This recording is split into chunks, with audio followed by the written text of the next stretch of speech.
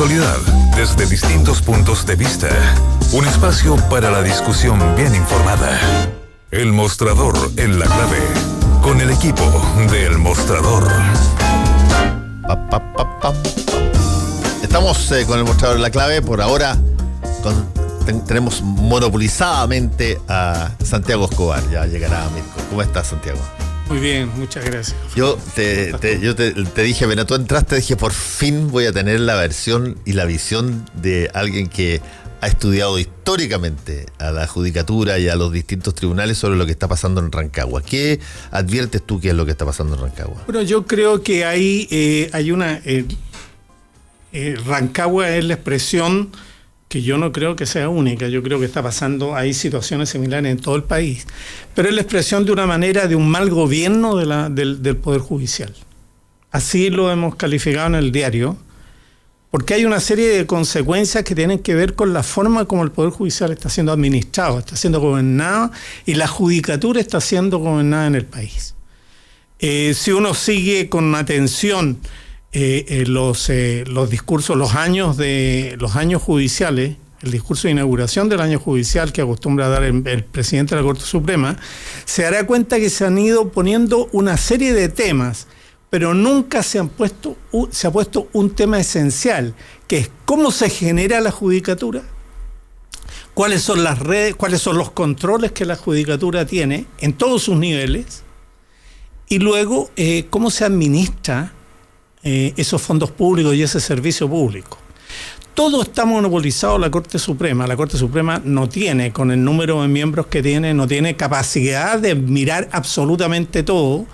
No es posible que la Corte Suprema tenga la superintendencia económica y al mismo tiempo orgánica, sobre todo el Poder Judicial, que los jueces de los tribunales superiores en esta especie de autogeneración caigan en toda una red, una malla de influencias políticas, etcétera. Y yo creo que de verdad que el país está necesitando una reforma profunda. Un Consejo Nacional de la Judicatura. Hay que separar el manejo de las platas del Poder Judicial de la generación de los tribunales. A ver, perdona, déjame hacerte una pregunta, Santiago. Ese punto es muy interesante porque es muy poco conocido. ¿Qué llamas tú separar las platas del Poder Judicial de la gestión del Poder Judicial? Muy simple. El Poder Judicial se autocontrola. La Corte Suprema nombra una comisión de 5. El presidente de la Corte Suprema es al mismo tiempo el presidente del Consejo de la Corporación Administrativa del Poder Judicial. La Corporación Administrativa del Poder Judicial, buenos días, Mirko. La Corporación Administrativa del Poder Judicial es el órgano encargado de construir los tribunales, administrar los dineros, todo.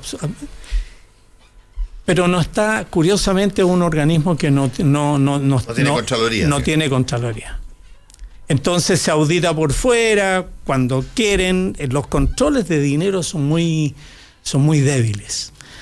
Entonces... Perdona, ¿eso es algo que siempre fue así o eso es algo que se ha venido dando o fue un canje en alguna instancia por algo? No, ha sido siempre, es decir, en la autonomía del ejercicio de los poderes. Cada corporación o cada poder controlaba, digamos, su visión sobre la administración de sus recursos.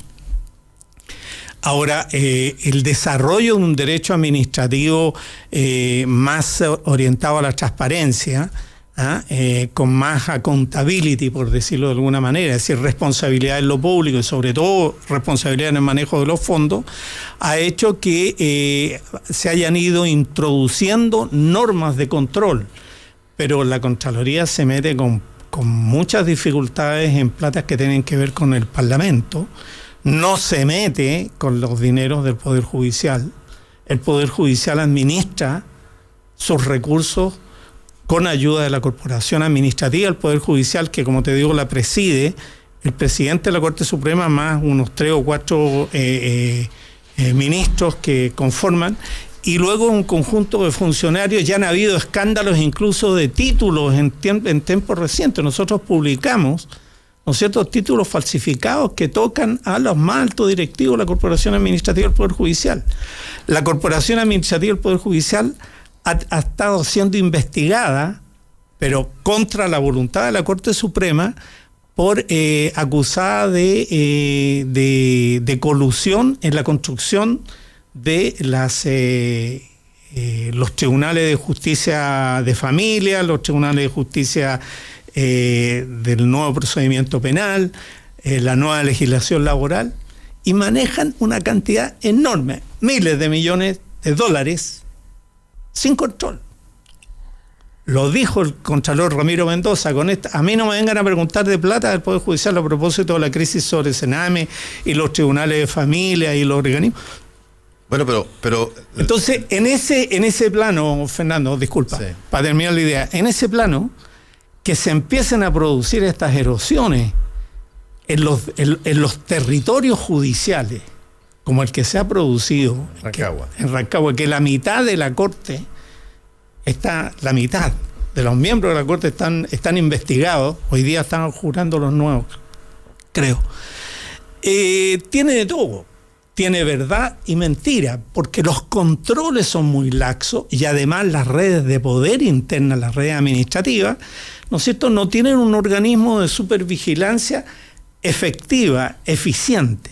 Por eso digo, la creación de un Consejo Nacional de la Magistratura encargado de velar por la preparación, probidad y ejercicio de la judicatura, y que tenga una parte de administración, de gestión, para que los tribunales y la Corte Suprema en específico se dediquen a hacer lo que hacen en todos los países, ser el Tribunal Superior de Justicia, sin perjuicio de la peleita que tenemos trabado hoy día entre la Corte Suprema y el Tribunal Constitucional.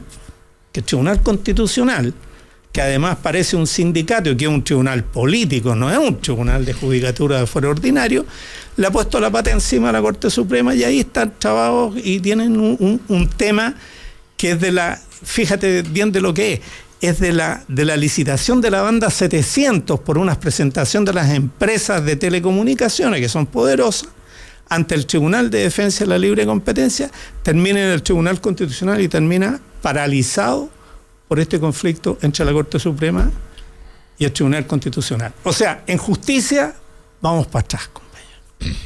Esa es la verdad. Mirko, ¿cómo está usted? Muy buenos días, ¿qué tal? Buenos días, Mirko. O sea, Chago, tu relato es muy certero, pero creo que rasca muy bien, pero rasca donde no pica, porque yo creo que si aunque el sistema judicial chileno estuviera administrado por el MIT, ¿no? Eso no está directamente relacionado con vender fallos. Si un juez quiere vender su fallo y que le pongas una luquita en su cuenta corriente personal, es un tema distinto. Ahora, es un tema de corrupción individual, dices tú. No, o sea, tiene que ver con las lógicas de nombramiento. O sea, estamos yendo a una cuestión mucho más en la base de la esencia de la lógica de un sistema de administración de justicia. Eso es lo más allá de la administración. Eso es lo que estoy diciendo. Como se nombran los jueces, pues si todo esto es un embudo, y todo este embudo termina en la Corte Suprema. La administración tiene que ir con las plata, claro. No, con las plata y con la designación de los funcionarios. ¿Y quiénes son los jueces? Claro, pero mira, sí, sin duda. Cuento una cosa muy importante de lo que está pasando. Mediante autoacordados. Explíquese de qué es un autoacordado. Un autoacordado es un acuerdo de pleno de la Corte Suprema, ¿no es cierto? Para decir, mire, esta cuestión se va a arreglar así. Después de la primera crisis del Sename, y ante la evidencia de las cosas que fallaban en el ámbito de familia y en la protección de los menores, se creó en los tribunales de familia de Santiago una cosa que se llama el Centro de Medidas Cautelares. El Centro de Medidas Cautelares y un grupo de unidades de apoyo para los tribunales de familia, mediante un auto acordado. Ese Centro de Medidas Cautelares ha pasado a ser, en los hechos, un tribunal más que tiene personal, que tiene jueces, que ve con exclusividad causas, etcétera, y que administra ya unos cuantos miles de millones de pesos destinados, y se pretende transformarlo en elemento, en un componente esencial, ¿no es cierto?, de todos los tribunales de familia a través de todo el país, mediante un auto acordado. Eso requiere ley. La creación de tribunales en este país requiere ley.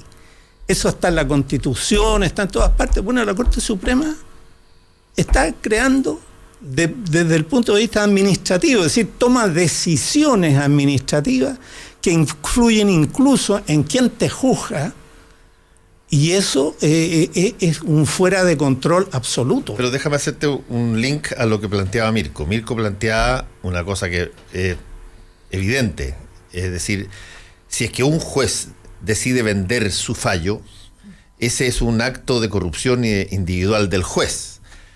Distinto es si que tú tienes una suerte de grupo, digamos, que actúa de consuno para generar beneficios impropios a todo el estamento,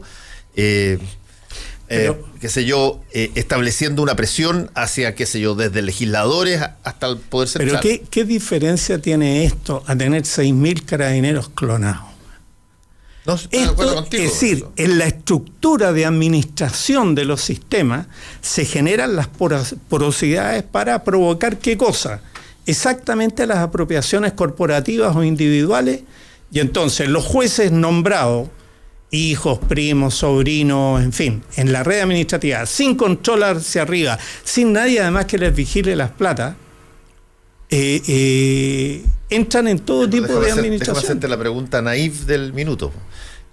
Y cuando estas cosas pasan a la discusión presupuestaria anual en el Congreso respecto de las platas que van en tal y cual lugar, ¿no se revisan? Es decir, uno pensaría, ¿no es cierto?, que el Congreso Nacional tiene una comisión permanente integrada que es capaz de hacerle el examen, no de peluquería, a la DIPRES. Pero la verdad es que si tú revisas los presupuestos nacionales, los únicos organismos que han estado en alza en materia presupuestaria, pese a los ajustes presupuestarios, han sido el Poder Judicial, aumentó en 5% el año 18 en relación al 17, el presupuesto global y las fuerzas de orden y seguridad, que normalmente también aumentan vía gasto y preocupación por la lucha contra la delincuencia y cosas por el estilo. Y en eso tiene la administración porosa, lo que yo llamo la administración porosa, es decir, tú te creáis las condiciones y pensáis en negocios, y entonces el viejo, Mirko, el viejo actuario, que era el que manejaba en el sistema penal antiguo, el sistema es reemplazado por otros nichos, digamos, de corrupción, y entonces un nicho de corrupción es este. Se están vendiendo, o sea, en Rancagua había una institución que se llamaba los sábados de la suerte. ¿Sabes lo que es los sábados de la suerte? Los sábados de la suerte te lo puedes imaginar. Tiene un nombre de concurso televisivo. Si tengo un cliente, ¿no es cierto?, que está preso y quiero pedirle la libertad. Si la pido el día jueves, el día viernes, ¿no es cierto?, entrará a última hora al tribunal y se verá el día sábado, y entonces es la composición de la sala, la del día sábado, la que determina, ¿no es cierto?, cuándo se. Entonces, eso eran los sábados de la suerte, porque normalmente tú te puedes imaginar quiénes estaban integrando las salas en esos sábados de la suerte. Y eso son mecanismos que ocurren absolutamente, no solamente en Rancagua, están ocurriendo en todas partes. Hoy día andan recomendando controlar la de Talca, en fin, bueno. Y tú hablaste de la zona norte. Bueno, yo creo que la situación en Iquique, por los antecedentes que tengo, es muy grave, ¿no? Es muy grave. Es grave básicamente porque es decir, tú tienes una situación muy parecida a la de Rancagua y prácticamente con más presencia narco. Con una mayor presencia, exactamente, con una mayor fuerza orgánica de los sectores, de los corruptores del sistema. Bueno, claro, es natural que esto explote, entonces era lo que faltaba, ¿no? ¿Qué otro poder falta? ¿Quién más falta? Ya tenemos los milicos, los medios. Los medios. Sí, los medios. Los medios están cayendo, muchos de ellos, en función del cambio tecnológico que está como haciendo. comentar la carta de Chicurrutia en Mercurio el día sábado, además, sí, la claro, pelea con el CNTV. Pero eso es. Pero yo no, el sistema judicial era lo que faltaba, pero cualquiera que tenga un mínimo de información o que haya, por hacer aproximación intelectual al sistema o de reporteo de información, o que trabaje satelitalmente en el sistema, sabe cómo funciona desde siempre. No sé quién es lo que nos sorprende. Carlos Peña, yo cuando salí del colegio entré a estudiar Derecho y tuve clase con Peña, describía magistralmente, siempre en su tono de superioridad intelectual, pero con brillante espectacular, ¿no? La forma en que lo que era la justicia en Chile, ¿no? Y cómo la justicia desde el punto de vista sociológico, Carlos Peña es también, aparte de jurista, sociólogo, expresan la mediocridad del Chile mesocrático del siglo XX, ¿no? Por eso la fuerza que tiene ahí las instituciones como el Partido Radical y la masonería, ¿no? Esa cosa tan chilena de que ni mucho ni muy poco, es decir, ese espacio de control burocrático, de personajes grises, sin luces, que es todo lo contrario a lo que puede ser, por ejemplo, el prestigio que tiene y el estatus que tiene el mundo de la judicatura en el mundo, en los países sajones, ¿no? La cultura es de alguien de mucho prestigio llega a ser juez, y ni hablar alguien juez de la Suprema en esos países. Acá es todo lo contrario, ¿no? Acá tú tienes que hacer una carrera de mediocridad para estar arriba. Si tú te quieres destacar, no llegaste arriba. Si tú tienes convicciones fuertes y capacidades intelectuales sobresalientes, habitualmente no vas a llegar arriba, ¿no? Yo lo describía hablando de los jueces de la Suprema, ¿no? Que entonces ponían los que eran como una suerte de momia petrificada en el tiempo, ¿no? En estos edificios antiguos construidos a comienzos del siglo XX, oscuros, por lo general, calefaccionados con anafre, donde los viejitos se ponían estas charlinas aquí en las piernas, mientras escuchaban los alegatos, ¿no? Y entonces los mejores alumnos de las escuelas de Derecho nunca pensaban ir a la judicatura, iban solo los malitos, los que le iba más o menito, porque el futuro de un abogado, la mejor posibilidad de desarrollo profesional y de remuneraciones estaba sin lugar en el mundo privado, y si realmente era un líder descollante se iba a la política, ¿no? Entonces los que iban al sistema judicial era lo que votó la ola, ¿no? Y dentro del sistema entraba a esta lógica mesocrática de las capas medias chilenas, ¿no? Temerosas,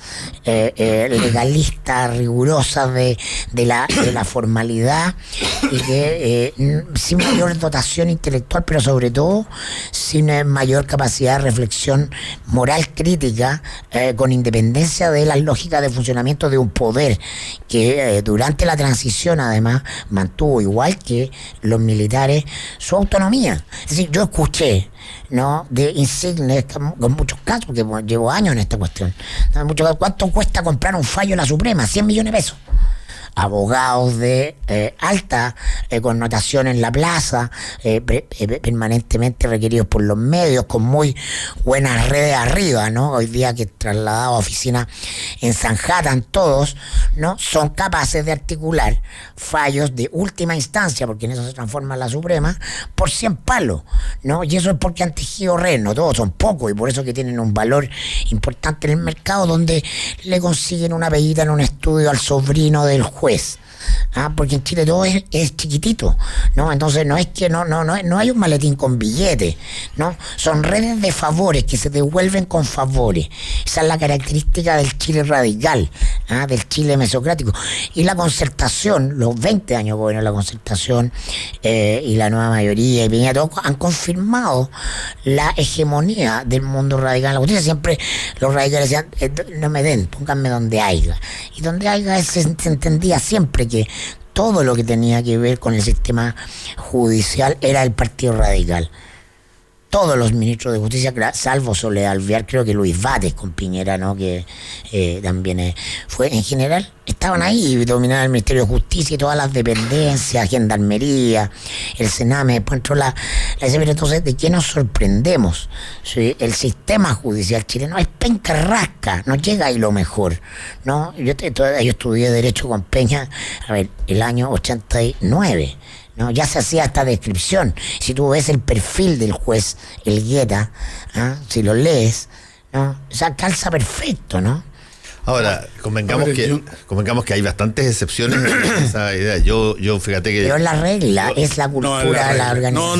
No estoy de acuerdo. Yo tampoco estoy tan de acuerdo, porque yo me acuerdo haber visto, entrevistado, conversado, reporteado a una cantidad enorme de jueces de la Corte de Apelaciones, incluso de la Suprema, que arriesgaban su vida por cosas bien notables, cuando perfectamente, si era tan fácil coimearlo, podría haberse ocurrido. Pero entiendo que eso puede pasar, yo también. Pero mira, yo la verdad es que no comparto el criterio de Mirko, porque, bueno... Repito el de Peña, yo estoy repitiendo no sé, tampoco... Quedé muy... Es posible... marcado por esa... Es posible que lo de Peña tenga que ver con un juicio muy posterior a lo que pasó durante la dictadura, lo que ocurrió con todas las instituciones de Chile durante 17 años de dictadura, que no fueron un chiste desde el punto de vista de la justicia, ¿no? Pero yo diría que esa caricatura de una clase media penca, que es la que entra al Poder Judicial, no la comparto para nada, porque yo creo que la judicatura en Chile era como la de los profesores normalistas. O sea, la buena educación era los profesores normalistas. La buena justicia es una justicia de carrera, en fin, qué sé yo, que tenía mediocres pero también sobresalientes. Yo creo que gente como Cerda, gente como Juica, son gente sobresaliente, son ministros sobresalientes. Hay gente buena, pero lo que te quiero decir, Mirko, lo que te quiero decir es básicamente es lo siguiente. Yo no me atrevería a decir, por ejemplo, yo no sé de dónde el dato, podíais pasarlo más conformado sobre los 100 millones que cuesta un juicio de la Corte Suprema. Pero yo te diría lo siguiente, uno de los temas básicos es que la reforma del 2005, una reforma, no la del 2005, es una reforma anterior de la Corte Suprema, que aumentó el número de miembros, permitió el ingreso de externos, de gente a la Corte Suprema como ministros externos, que era una cuota que terminó por contaminar definitivamente, teñir de binominalismo la Corte Suprema, que venía recomponiéndose. Punto 1. Punto 2. Yo de verdad creo que los tribunales de especialidad hoy día, que tienen muchos legos, voy a citar algún caso, el panel de expertos, el Tribunal de Defensa de la Libre Competencia, los tribunales de compra, etcétera, estos paneles de especialidad son los que se llevan los grandes casos. Una de las cosas que planteaba Milton Juica hace un par de años atrás era que había que tener cuidado en el momento de despojar a la justicia de fuero ordinario de las atribuciones que tenía para seguir los juicios y depositarlos en tribunales ad hoc que tenían procedimientos especiales y que solamente recargaban en última instancia al Poder Judicial y desequilibraban entre lo que era la justicia de fuero, la justicia ordinaria, de fuero ordinario para todos los comunes mortales, y lo que eran estos tribunales especiales, donde se debatían los grandes temas que le interesaban a la economía, los grandes temas que le interesaban a los consorcios políticos, etcétera.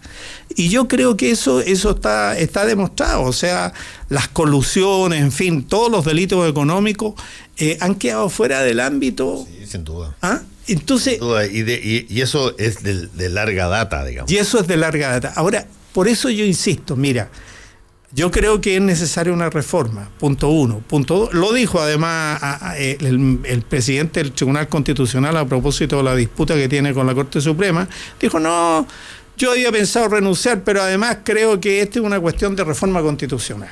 Tiene que resolver constitucionalmente quién manda más, si el Tribunal Constitucional o la Corte Suprema.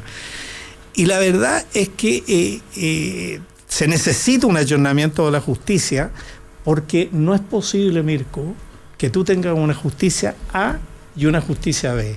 Es decir, lo que introducen los temas como los de Rancagua es que si tú tenéis lucas, arregláis todo. Y si no tenéis lucas, no arregláis absolutamente nada. Si eres poderoso, tienes una justicia, y si no es poderoso, otra. Eso está hoy día hecho carne en la gente en las regiones. Igual 30 millones nada, po. Bueno, Va a cobrar 3 millones por fallo. es poco, po. Es que es un taxímetro. Sí, po. Sí, po. Es un taxímetro. Es una lógica burocrática, una tarifa. Una lógica burocrática. Claro. Yo fíjate que yo Es de a lo poquito. pienso así. Yo pienso que tú tienes que, si tú quieres corromperte y tienes un cargo y no quieres que te detecten, la cosa tiene que ser continua pero baja. Tiene que ser chiquitito pero permanente. De tal manera de que no aparezcan, por ejemplo, esos 100 millones que mete de repente el carabinero en su cuenta del Banco del Estado, que prende todas las luces y termina el Paco Gate. No, son 3 millones, pero permanente.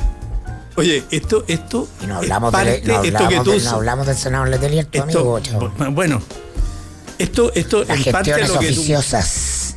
lo que tú acabas de decir es parte de lo que se enseña en la famosa teoría de la mediocridad excelente. La mediocridad excelente es la vieja teoría del pescado de Pinochet. Ni la cabeza, ni la cola. El tronco solamente. Los demasiados inteligentes echan a perder las instituciones, pues las llenan de líos, de grupos, etcétera, y las colas las atrasan porque son imbéciles.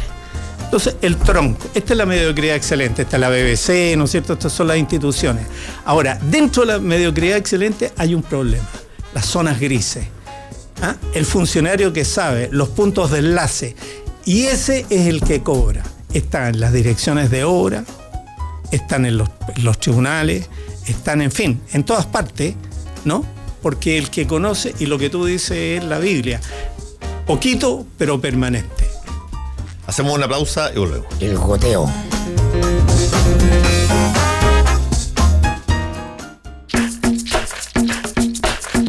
Hora clave. 9 de la mañana, en punto. 92.9. Somos como tú. Somos la clave. A las 5 de la tarde, de lunes a viernes. ¿Qué es qué? Ponemos en duda todo eso que creías cierto. Ahora pifiado eterno. Pifiado eterno. Carlos Chandía, voy a llamar a un árbitro, porque un árbitro vive de la pifia. ¿Carlos Chandía? Sí, con él. Nosotros estamos viendo la imagen del presidente Piñera que lo anuncian y hay una pifiadera inmediato con Paul McCartney, que debes haber conocido los videos quizás. ¿Qué se siente ser pifiado al entrar al Estadio Nacional? Tú como experto en ese momento. Como experto en el tema. Ruca Balbuena y Fernando La Salvia ponen en jaque todos los días al ciudadano de hoy. ¿Se tomó su tinto, Adriano? No, más que un tinto. Fue un buen whisky que me llegó. Se dirige al país en estos momentos, su excelencia, con altos grados de alcohol en el cuerpo, pero siempre lúcido, nuestro presidente encargado, el señor Adriano Castillo. Queridos conciudadanos, deseo en este día que está terminando, que iniciemos una gran campaña por la recuperación del respeto republicano por el presidente y por las instituciones. He dicho, Adriano Castillo, el compadre Mocho. ¿Qué es qué? A las 5 de la tarde, de lunes a viernes. Somos entretención. Somos la clave.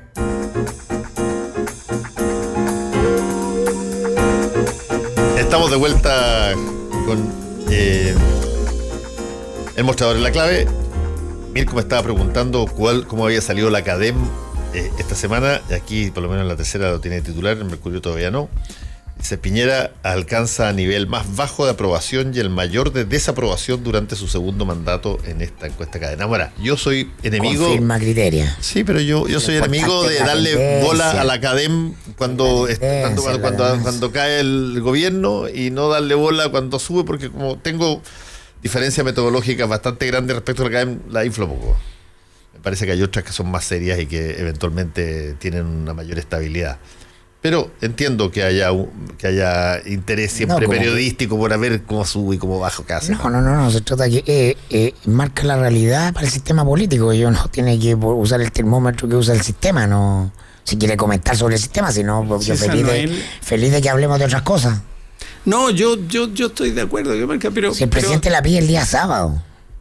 Bueno, a él le afecta. Se A él le importa. se la mandan el jueves. A él tiene estudio interno, él está Yo soy jugando en eso, entonces, desconfiado con entonces esa no cuestión. O hablemos. sea, esa tendencia al suicidio de los gobiernos de pagar por algo que sabe que les viene mal. O sea, Pero vamos a tu por tema subir un favorito. Vamos a tu tema puntito, favorito, Chavo, el senador Letelier.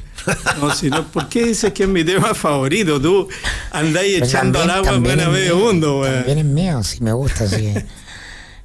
Que fue lo más notable el día viernes, ¿no? Lo que apareció esta información que se había juntado con el fiscal nacional.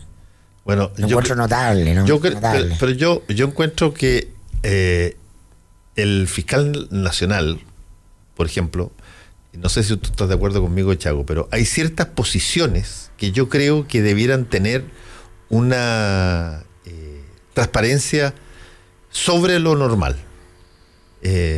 Por ejemplo, el fiscal nacional es uno de esos. Todos los que pasan por su oficina debieran ser conocidos independientemente, y con los que se reúne fuera de su oficina también. Transparencia máxima, claro. Máxima, porque es un juego demasiado importante lo que se puede manejar, administrar en términos de conversaciones, de convenciones y todo tipo de situaciones en determinados puestos. El presidente de la Suprema probablemente también. El director de impuestos El internos. director de impuestos internos. Son posiciones que pueden cambiar la historia de un país de acuerdo a cómo ellos se pronuncian, y tú nunca tienes todos los antecedentes de qué puede haber influido en esa posición. El Tribunal Constitucional, todos los miembros del Tribunal Constitucional, de acuerdo a lo que hoy día el Tribunal Constitucional opera. Y esto de darle permiso a los comandantes en jefe para que se vayan por el mundo a viajar, clavados en Chile, te nombraron comandante en jefe, no podís volver a salir del país, eres sujeto de seguridad nacional. Y los tipos se mandan a cambiar, y todavía hasta el día de hoy. Entonces, yo encuentro la razón. O sea, hoy día, estos organismos que funcionan, estas reuniones y estas cosas, son esenciales en la interpretación de lo que yo llamo la sincronía institucional del orden constitucional. Porque los tipos deciden, pues. Tienen poderes efectivos y los despliegan sobre el escenario político. Entonces, que nadie los controle, que nadie sepa lo que hacen, nada, pues son sujetos de información y además de transparencia. Y no se sientan perseguidos. ¿Cierto? Digo yo. Sí. ¿Qué opina usted? Sí, claro, no, gravísimo, porque Letelier es sabido, cualquiera que maneje un mínimo grado de información sabe que controla todo. Es como Pinochet en la zona, ¿no? No se mueve una hoja del poder en la zona sin que él lo sepa.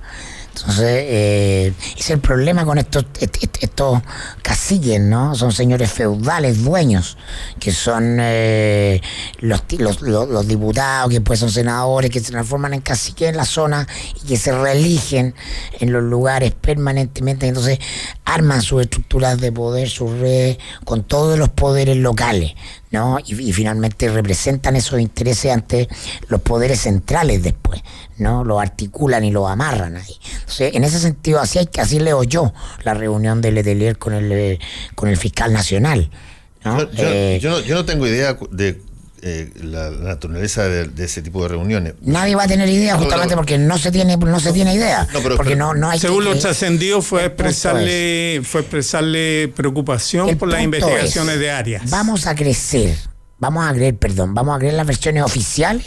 No, pues de la esencia de esta pega es que no creen las versiones oficiales. Pero espérate, pero eso significa de que por default uno tiene que creer lo que Es no sea oficial. Es sospechoso. Pero ojo. que eso es distinto. Es sospechoso y es una coincidencia. Si alguien cree que las coincidencias existen, bien, dígame. No, por supuesto que las coincidencias existen. Perfecto. Solo que a veces no de lo que estamos hablando es de otra cosa. Como todas estas cosas en Chile nunca vamos a saber. Porque no se exige el contenido de la reunión, porque no es pública, porque no se graba, porque... A mí lo que me parece riesgoso a ratos es que automáticamente salga una tesis o una variable, una teoría perfecta. mira, esta cuestión pasó porque tal con este contenido, no, nadie se va a saber, nunca se va a saber porque te hablaron, pero oye, listo, mira, se juntaron, listo, está listo. Pero justo se juntó cuando Está bien, la crisis está bien. en Rancagua No, y en la pero entiéndeme, si puede ser que lo que tú estás diciendo sea verdad. Lo que yo digo es que para que se sepa que es verdad, tiene que saberse que es verdad. O sea, no es una cosa, porque tú puedes generar bajo esa lógica un manto de sospecha sobre cualquier persona. Po. Sí, pues esa es la gracia, que en Chile tienes que probar las cosas con estándares que simplemente son imposibles, po. Entonces tú dices, okay. No, que entonces, en otras estructuras, pero es que el país tiende a eso, porque justamente no es como dices que debería, como tú muy bien señalas, debería ser, ¿no? Se tiene que saber exactamente el contenido de esa conversación, debería estar registrada para que listo. Eso pasa ¿dónde? En un país serio. Está bien. Acá costó cuántos años para que se informara públicamente del lobby. O de la entrevista de Nixon. Audiencias públicas. Claro. Oye, graban al presidente de la República. No, pero Nixon era él el que tenía las cámaras. Po. Bueno, está bien, no, pero era parte del sistema.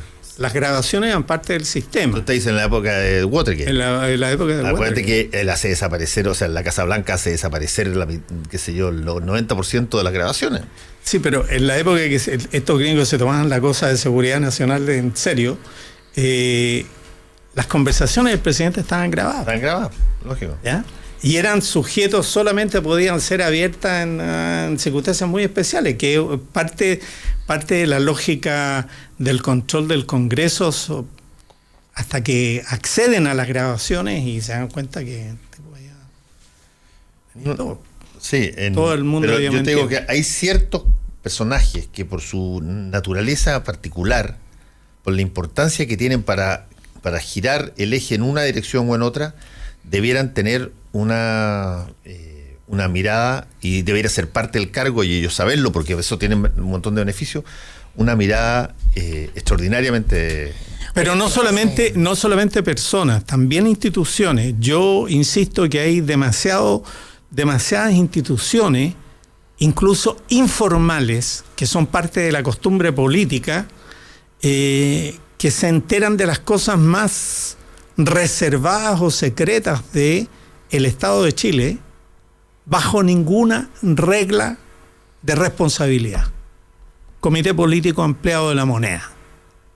Comité Político Empleado de la Moneda, el club más exclusivo, y no tiene una regla, excepto la voluntad de los habitantes de la Moneda en ese momento.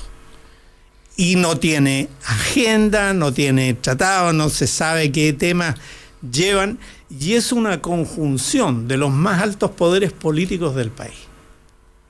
Entonces, el comité político, tú estás refiriendo al comité político del presidente de la República. El presidente de la República con los jefes de los partidos políticos y con el comité político ampliado. El ampliado. No el de los ministros. No, el de los ministros es una cosa obvia. Una cosa obvia, ¿no es cierto? No, el comité político ampliado, que es esta forma de consultas que tiene la Moneda, normalmente orientada a su coalición política, pero donde tú tratas los temas de crisis, ¿no? Ahí llegan los temas de crisis, o debieran llegar, uno supone, no sabemos. Y esto vale para este gobierno, para el anterior y para los más anteriores. Déjame aclarar una cosa del comentario que hice respecto de los fallos de la Suprema. Lo que yo escuché de muy buena fuente, ¿no?, era lo que cobraba un importante abogado por arreglar un fallo. Lo cobraba él, ¿no? ¿Usando qué cosa? No pagando. Yo no, el comentario que escuché no era de que él pagaba 100 millones por un fallo de la Suprema. No. Él cobraba 100 millones porque su ascendencia y sus redes en la Suprema y los favores que él ofrecía y que después se le pagaba, permitía que esto ocurriera en casos, por cierto, que no se ventilaran públicamente. Son casos que tienen que ver con conflictos entre grandes empresas, cosas así, ¿no? Porque cuando estos fallos tienen el foco de lo público encima o tienen tensión noticiosa, evidentemente que las posibilidades de acceso ahí se reducen. ¿Puedo poner otro tema? Porque yo creo que este tema es importantísimo y me parece que le hemos dado harta vuelta y que va a redundar, me imagino, en una toma de posición. Debería hablar el ministro de Justicia, supongo, en algún momento dado. ¿Sobre? El tema este de lo que estamos hablando. Que también se juntó con el fiscal nacional cuando era senador. Sí, pues, bueno, pero antes de que por eso el fiscal removiera Fernando, pero este ministro de Justicia, pero por eso mismo te estoy diciendo. Amenazó a los jueces indirectamente y después retiró la mano.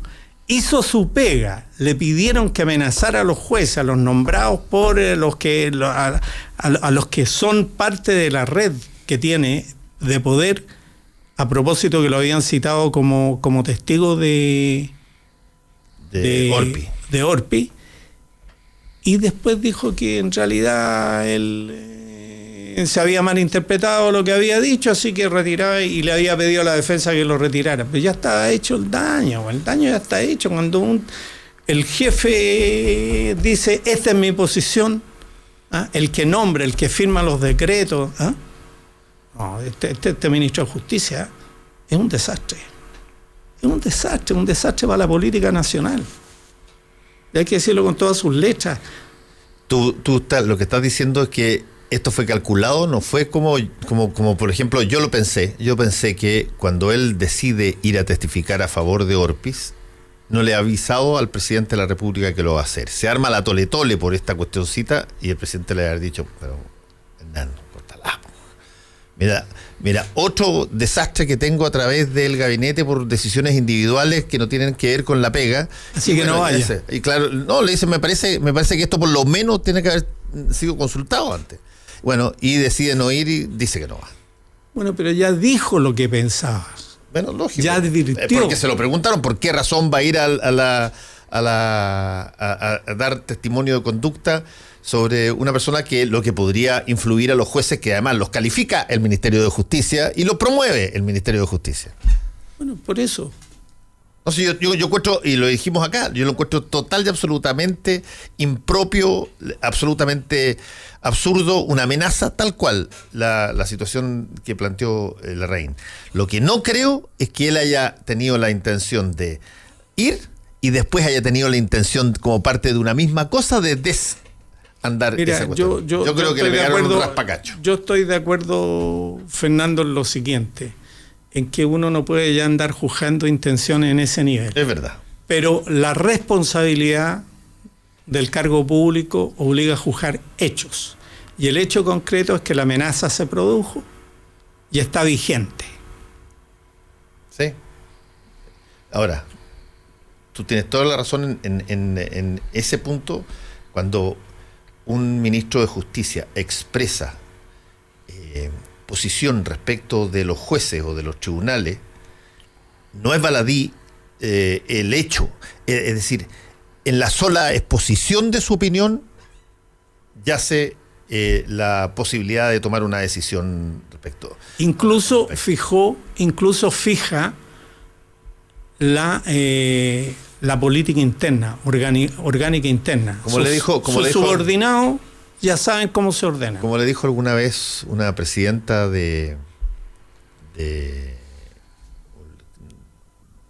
acuerdo cuál era creo que era el Consejo de Defensa del Estado, pero a un empresario le dijo, váyase con cuidadito porque yo causo daño cuando me querello, no cuando gano el juicio.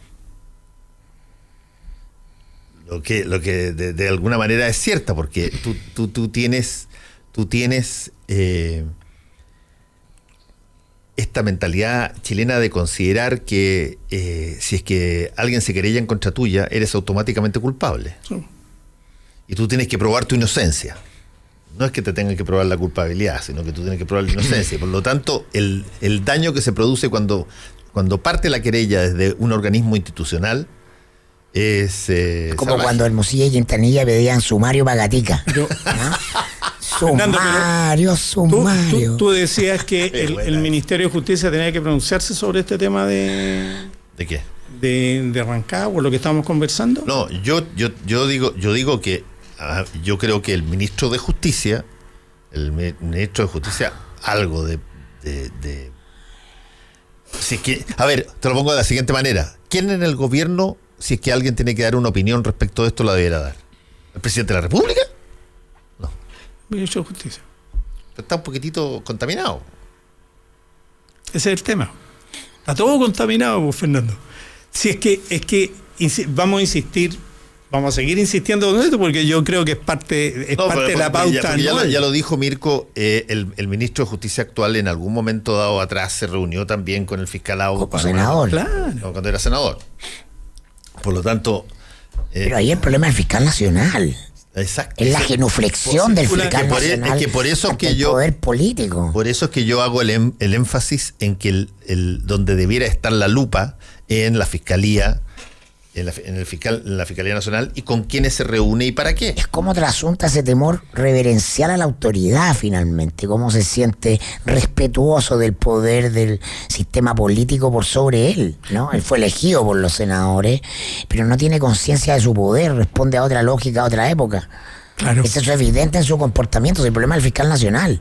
Pero además ahí tenemos esa reproducción ad eternum, Fernando, de las instituciones presidencializadas.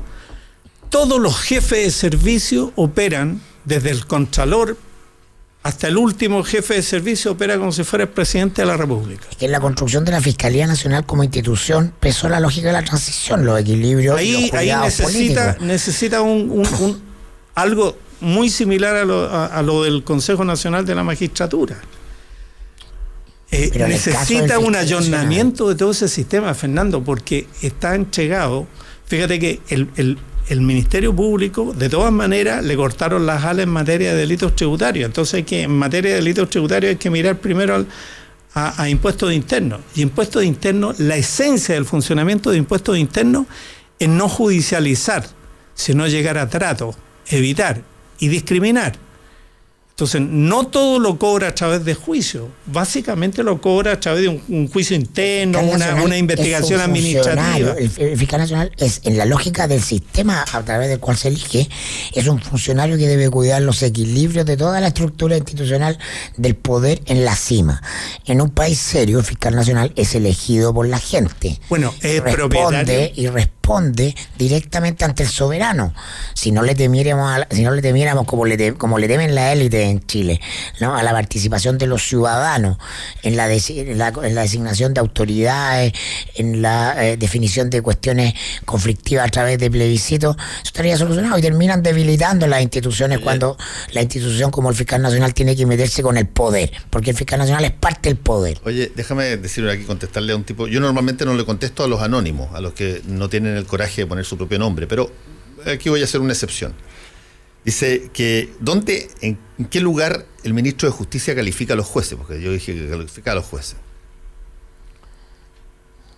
¿Quién es el autorizado para generar ternas de ascenso? La Corte Suprema. Las Cortes de Apelaciones. Correcto. ¿Quién decide sobre ese tipo de movimiento? El ministro. No, eso está regulado al interior del propio Poder Judicial. Pero ojo, existen unas cosas que se llaman escalafones secundarios. Exactamente. Donde hay notarios, archiveros, conservadores, etcétera, que tienen además una connivencia o se articulan como parte del escalafón judicial, están en el Código Orgánico de Tribunales, para contestarle al amigo anónimo, ¿no es cierto?, donde el ministro de Justicia opera por representación del presidente de la República. Exactamente. Toda la cadena que llega hasta el nombramiento arriba del Ministerio de Justicia está de alguna manera puede ser influido. Y los abogados externos. Puede ser, exacto. Esa es la otra gestión. Ya voy a hablar de los abogados externos porque eso tiene que ver también con las Cortes Supremas clásicas en la época de la dictadura, que era clásico. Pero el nombramiento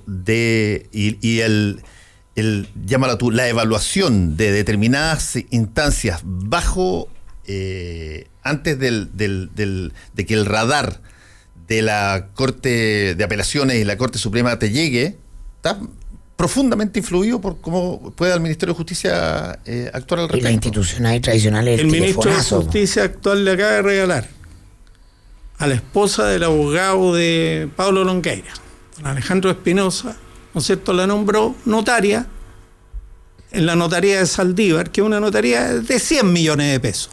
Entonces, mi pregunta... Puede ser alguna cosita. Mi 100 millones posición... mensuales para el bolsillo. Mensual. Mi posición es la siguiente. Qué rico. ¿Cómo leen los jueces que están en ascenso, que están dentro de la judicatura, ese tipo de movimiento? Lo leen como que tú te portaste bien, eso es lo que hay que hacer y por lo tanto hay que comportarse así. Es una forma El sistema judicial de es evaluación. súper colegial. Está salvajemente colegial. Después, otra cosa totalmente distinta son los abogados integrantes. No tengo confirmado, Fernando, no tengo confirmado lo que voy a decir, pero entiendo que la subsecretaria de Derechos Humanos se fue a una reunión a Ginebra con una chaperona del Poder Judicial, con doña Gloria Nachevesich, en una cosa que es relativamente inusual, pagado, por cierto, con gastos del Estado de Chile, etcétera, no del Poder Judicial, porque son dos poderes diferentes. ¿Qué va a hacer la señora Gloria Nachevesich cuando le caiga en sus manos un tema de derechos humanos que involucre? ¿Qué va a hacer? ¿Fue a representar o fue acompañando a la subsecretaria? Y eso no es un error, además de, es un favor que el ministro le pide al presidente de la Corte Suprema, y el presidente de la Corte Suprema elegirá y le propondrá a alguien, en fin, qué sé yo, que la acompañe fulanita de tal. ¿Por qué no la mandan sola o como son delegaciones de gobierno? No sé, pero no son de Estado, son de gobierno. Entonces, en esta promiscua relación se producen además estas gestiones y estas muestras de poder. Sin duda. Oye, dejemos algo de espacio para lo que se viene. Digamos, se viene la introducción de la reforma. Hay una tremenda bataola con la reforma tributaria. A ver, después de 8 meses agotadores, desgastadores, discusión, aparentemente se va a zanjar el asunto esta semana, digo aparentemente, que es lo notable o lo interesante ahí, porque ya el tema es francamente aburrido. Salió el expresidente del Central, Vergara, Rodrigo Vergara, a pegarle a Larraín. Digamos que Vergara era en su origen quien sonaba más fuerte como ministro de Hacienda de Piñera, y ahora sale a pegarle a quien finalmente se quedó con el cargo. A mí me contaron, ¿no?, que Larraín fue de los pocos, muy pocos, contados con menos de los dedos de una mano, que presionaron fuertemente al presidente por tener un cargo en el gabinete, Felipe Larraín. Y finalmente Piñera optó por la vía de la experiencia y la seguridad, y quizás hasta qué punto por la también presión, que es parte del juego de la política, y Rodrigo Vergara, que había hecho una carrera como tecnócrata perfecta para quedar instalado en Chile Vamos, ¿cómo se llama?, en el comando de campaña de Piñera, finalmente pierde. Así que es bonito, porque habla de principalmente lo que está ocurriendo en la debilidad de Larraín en la derecha económica, en el mundo de la derecha económica y en la propia derecha. Más que un juego, un gallito con la oposición, el gobierno aquí se está enfrentando a los poderes fácticos del poder económico, que no le está gustando esto de una reforma tributaria que quede completamente licuada en función de lo que eran sus intereses. Y ya salió oficialmente a decir, ¿sabes qué? Mejor, si no es como queríamos, mejor que no hagáis nada. Perdámosla. Y ahí se enfrenta al gobierno, que Piñera dice, no, que es que la gente valora los acuerdos, entonces aunque sea mala, desde el punto de vista técnico, yo me puedo colgar la medalla que cumplí, check. Y eso encomendó a Larraín. Y esa es la tensión política. Bueno, más de poder, la más interesante que hay. Yo estoy de acuerdo. Mira, yo creo que tiene dos momentos esta cuestión. O sea, uno es el momento, si pasa, se toma el acuerdo de legislar, en fin, que eso es una idea general, y luego el plazo mediano y largo de la reforma que se va a implementar en el tiempo que se saque, en fin, y todo lo que lleve por delante. Entonces es el momento comunicacional actual. ¿Pasó o no pasó? ¿Se empezó a discutir o no se empezó? ¿Se aprobó la idea de legislar o no se aprobó la idea de legislar? Pero lo interesante son los ánimos que hay detrás.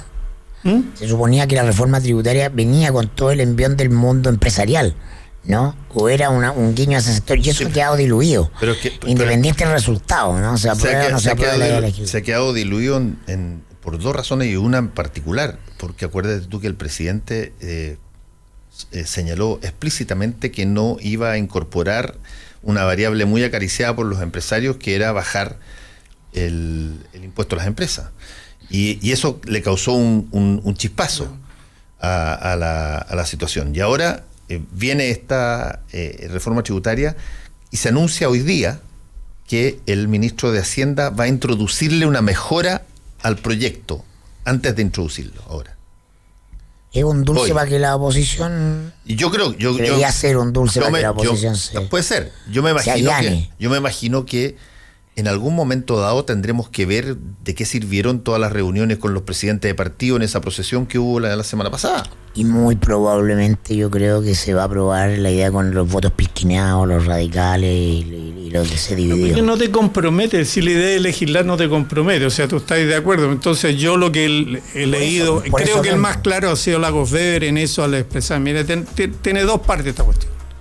Entonces hay una ley, hay un aspecto que nosotros estamos de acuerdo y hay otro que no estamos de acuerdo. ¿Ah? Y ha sido súper claro en explicar, en fin, qué sé yo. Pero yo creo que van a aprobar la idea de legislar porque,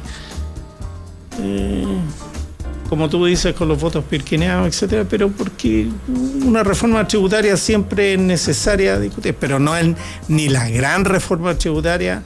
Esto no es el caso de Bachelet. No, porque es una reforma. Esto ya se transformó solamente, esto tiene solo una importancia, que es medir el músculo político del gobierno. Particularmente el ministro Larraín, porque Chadwick está afuera. Cuando se trata de reformas que el propio gobierno define públicamente como esenciales, que el principal negociador del gobierno, su jefe político, el gran articulador de acuerdo en la transición, el insulsa del sector, no está. Algo te está diciendo ahí, ¿no? Está debilitado por una parte y que tampoco quiere llevar bandera en un entierro donde no se la huele bien. Pero no creo que puedan seguir mucho con este equipo político que yo entiendo que Cecilia Pérez está fuera, digamos, de circulación por razones de salud. Blumel no termina de cuajar, debutó, tiene en la encuesta, que yo no creo nada en la encuesta, figura muy arriba, pero yo creo que Baby Blumel. Y el tema de Chadwick, que está inhibido y...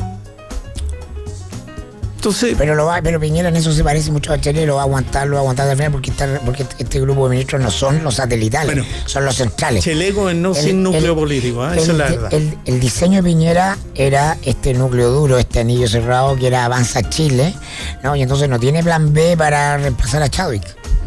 No tiene plan B, pues. Tiene que sacar Espina, que está mal donde está. Por alguna razón está ahí. Claro, bueno. A veces hay ciertas personas que los colocan en una posición para que justamente no estén en otra. Nos tenemos estaría mejor en justicia. Veo que ahí sí que tú porque acuérdate tú que para referirnos más aún a esto de que según este señor anónimo no se calificaba a los jueces por parte del Ministerio de Justicia, cuando el ministro de Justicia dice de que ahora en adelante se van a netear los cargos.